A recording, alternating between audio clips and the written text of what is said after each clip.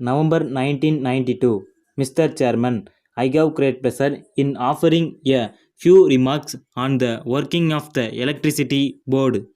I am going to congratulate the board on their achievements, which are there for the whole world to see. I do not see any reason why anybody should find fault with them for not having made use of the resources available. On the other hand, we are able to see that we stand first in the whole country as far as hydroelectric development goes, and as far as the use of electricity for irrigation purposes is concerned, and by way of the total number of consumers. We stand second in the whole country in generation of power. In the circumstances, I thought that everybody would be glad to congratulate the electricity board. These are days of revolution. We have heard of the green revolution in the field of agriculture. I think we may call this the white revolution in the field of electricity, where darkness has given place to brightness. I think this must be a revolution by itself.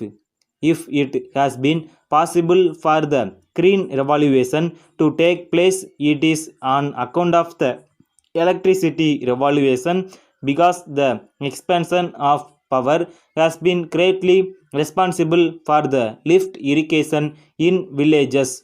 At present, I cannot think of life without electricity. We should understand that it is not merely the luxury of the rich but the necessity of every citizen. How can there be any life without electric light or fan for even middle class people? Speaking about electric power, I have no doubt that we can really be proud of the achievement in the rural electrification scheme. We are aware that we are committed to the ideal of seeing to it that villages enjoy all the facilities that towns enjoy. Great progress has been made in the supply of electricity to villages, and we find that every village is going to be electrified before the end of this year. We are not far behind. I am uh, happy about it. Electricity fails now and then, and as a result, there is darkness.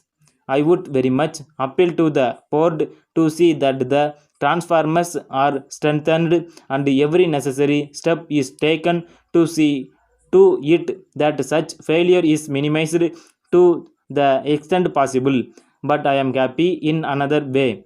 We are in charge of a few hostels where there are children from villages, and I am happy that the Karijan colonies are being fast electrified. They must be electrified as soon as possible, because when the boys in the hostels go home during the holidays, they do not have these amenities at home.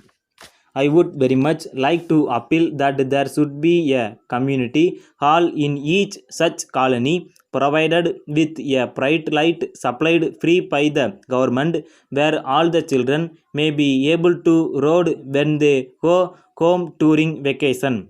I hope this will be given top priority. Reference was made to the power cut, and it is hoped that this would be eliminated at least next year. I have my own fears about this. I am afraid whether the vagaries of the monsoon have been taken into account when we say that by next year we will be able to achieve this. I agree that we have to cooperate with the government and see that all the restrictions are observed. Here, I would like to make an appeal to all the departments of the government to see that there is absolute economy in the use of electricity. Letter dated 20th April 1990 from Ajanta Cycle Manufacturers Limited, Calcutta, to Messrs. Naik Trading Company, Bombay. Dear sirs, with reference to your instructions, we have booked your order for 200 pieces of Ajanta cycles complete with accessories. We are sorry to inform you that on account of irregular power supply in this region during the past 1 month, our program of production has suffered very much and it has resulted in huge backlog of orders. So, we are afraid that it will not be possible for us to execute your order according to the schedule of delivery agreed upon. We are trying to fulfill our commitments to the best of our ability, but even then, supply may be delayed by 3 or 4 weeks. We very much regret the inconvenience caused to you, especially in view of our long and satisfactory business relations with you. However, in the circumstances that we have mentioned above, it will not be possible to entertain any claim for compensation since the delay is due to factors which were entirely beyond our control.